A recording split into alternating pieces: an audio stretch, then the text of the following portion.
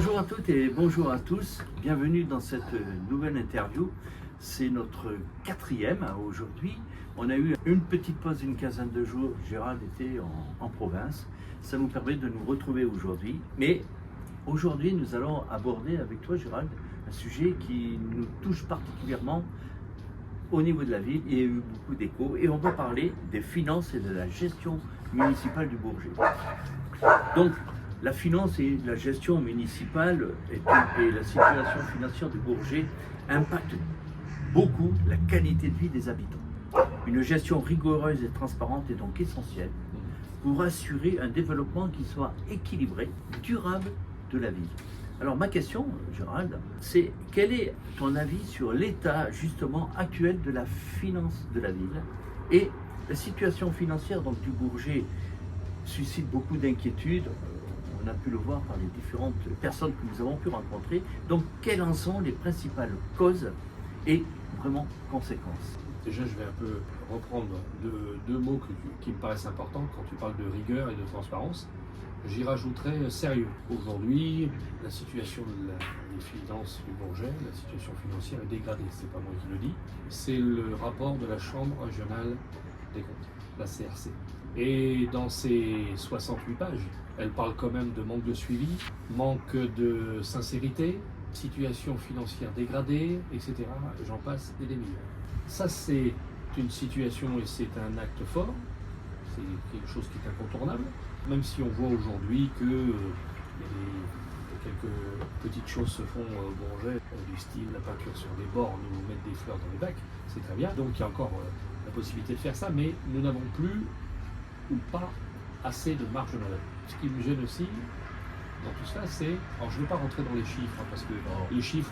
Là, tu parles un petit peu des causes et des conséquences. Voilà, c'est ça. Ce qui va nous intéresser, c'est comment répondre à ces inquiétudes. Voilà. Bon, mais juste une chose, enfin deux choses, on va dire. La première, c'est que moi, dès le début du mandat, les prochains mandats, si je suis maire, il y aura tout de suite, une délégation aux finances pour un maire adjoint. Ce qui n'a pas été malheureusement le cas sur les 3 premières années de ce mandat, du mandat actuel. Pas de maire adjoint aux finances. Si je peux me permettre, parce que là tu vas rentrer sur ma deuxième question. On revient plutôt sur le premier sujet. D'accord. Donc je dirais que chose m'étonne lorsque le maire actuel, un de ses seuls arguments qu'il a énoncé lors du conseil municipal sur le budget, il a dit que son but, c'est que le taux d'endettement de la ville en 2025 soit le même que lorsqu'il a pris son mandat en 2020. Si c'est ça le seul objectif, c'est de se mettre au niveau de ce qu'il y avait dans le passé, je ne vois pas très bien la chose intéressante. D'autant plus qu'il a à ses côtés maintenant depuis 2 ans un maire adjoint qui a été précédemment 16 ans maire adjoint aux finances. Venons aujourd'hui, toi, voilà. Sur toi. Eh bien écoute, moi ce que je pense, transparence comme tu l'as dit, rigoureux et sérieux. Il faut absolument mettre des gens et un service. Je sais que le service actuel, le service au niveau des finances, au niveau des employés municipaux, ce sont des gens de qualité, ce sont des gens qui ont une expérience importante et qu'il faut préserver. Mais je pense qu'il faut mettre tout en œuvre avec un maire adjoint qui s'y connaît et non pas un employé municipal, même si le grade est important de cet employé municipal. Les élus passent à des élections et ensuite c'est eux qui gèrent.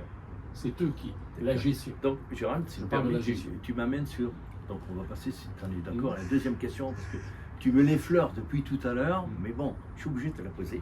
Que faudrait-il faire pour assurer donc une gestion beaucoup plus saine et transparente? On sait que la transparence budgétaire est vraiment essentielle. Donc, quelles mesures mettre en place pour garantir une meilleure gestion et des finances publiques? Comme tu l'as dit tout à l'heure, tu as le mot transparence. Et il y a un besoin de transparence vis-à-vis de la population. Il faut qu'ils soient au courant. Il faut certainement faire, je dirais, tous les 2 ans, un bilan et expliquer le bilan avec tout le système nécessaire pour bien expliquer nos recettes, nos dépenses, nos objectifs, etc. Il y a un programme électoral sur lequel on est élu. On doit s'y tenir. Je parle des gros sujets. Précédemment, on a vu que le parvis, ça a été fait et que ça peut plaire, mais il n'a jamais été annoncé dans un bulletin municipal qu'on faisait ni le parvis de la ville, ni le déplacement de la police municipale après Capillon. Donc là, Maintenant, on revient ils sont sur là. la transparence, Voilà. la bonne gestion. Maintenant, ils sont là. Ces édifices sont là. On ne va pas les changer. Pas parce que je deviens maire que je vais rechanger la police municipale. Mais il faut se tenir. Il ne faut pas faire de la com, de la com, de la com. On se fait élire sur un programme électoral que l'on expose et qu'on échange avec la population. Ensuite, on s'y tient. On ne fait pas des exercices de communication au fur et à mesure des Qui m'avait fait peur à un moment, toujours en restant dans la même question, de rendre les comptes municipaux beaucoup plus accessibles à tous. Hein. Ce qui m'avait fait peur aussi, qui était intéressant, c'était d'impliquer un peu plus les habitants dans les décisions, que ce soit budgétaire ou autre. Et en dernier point, on avait parlé de limiter les hausses d'impôts. Donc on revient un petit peu, donc c'est pour recentrer un petit peu par rapport à la question, et j'aimerais bien avoir un tout petit peu plus d'affirmation par rapport à ça. Bon, déjà quand une nouvelle équipe arrive, toujours la volonté peut-être de mettre en place un audit financier. Là, on n'aura pas besoin de passer par l'audit financier puisqu'on a le rapport de la générale des comptes, qui est, comme je dis encore une fois, incontournable. C'est incontournable et on doit se baser là-dessus. Mais si aujourd'hui, au bout de 5 ans, nous sommes amenés, ou la ville du Bourget, ou ceux qui gèrent la ville aujourd'hui, sont amenés à prendre des mesures d'économie, de suppression de postes, de baisse des subventions, de baisse de la masse salariale, etc. etc. Mais j'ai envie de dire, c'est à cause de leur gestion, qui était de la cavalerie budgétaire, pendant 3 ans. S'ils n'avaient pas fait cette... sur toi, oui, mais s'ils n'avaient pas fait cette cavalerie budgétaire pendant 3 ans, ils n'en seraient pas aujourd'hui à mettre des gens dehors, à prendre des mesures d'urgence. C'est ce qu'on a vu sur le rapport. Oui, d'urgence par rapport à la Chambre générale des comptes, au rapport. Mais pour aller dans le sens que tu...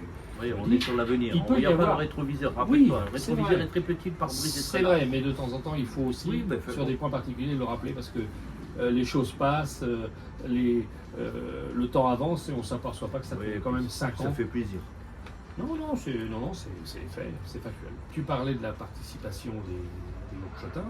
Oui, il peut y avoir aussi la mise en place de budgets participatifs, où les Bourgetins puissent influencer un budget. Je rappelle que lors d'une précédente interview, on parlait de créer du lien, de créer de la proximité avec les Bourgetins dans les commissions, etc. etc. Mais il peut y avoir aussi la mise en place de ce genre de choses, de budget participatif. Donc on en arrive sur ma troisième et dernière question, qu'on va affiner bien sûr. Gérald, comment équilibrer donc les finances locales sans alourdir la fiscalité des habitants? L'augmentation des impôts ne peut pas être la seule des solutions.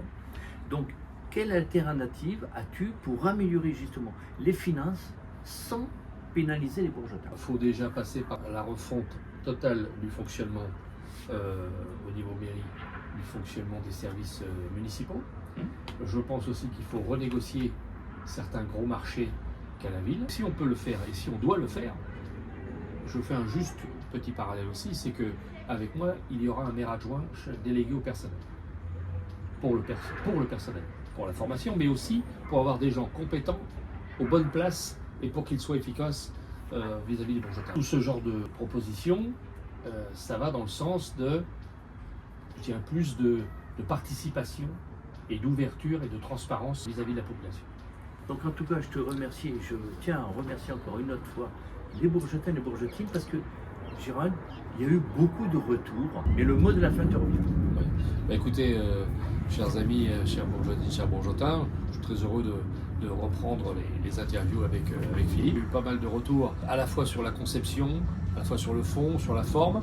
On essaye, hein, vous avez vu, on progresse, hein, on est passé du canapé à l'extérieur. Oui, mais le printemps arrive. Et le printemps arrive, bien sûr, on est à une journée du printemps.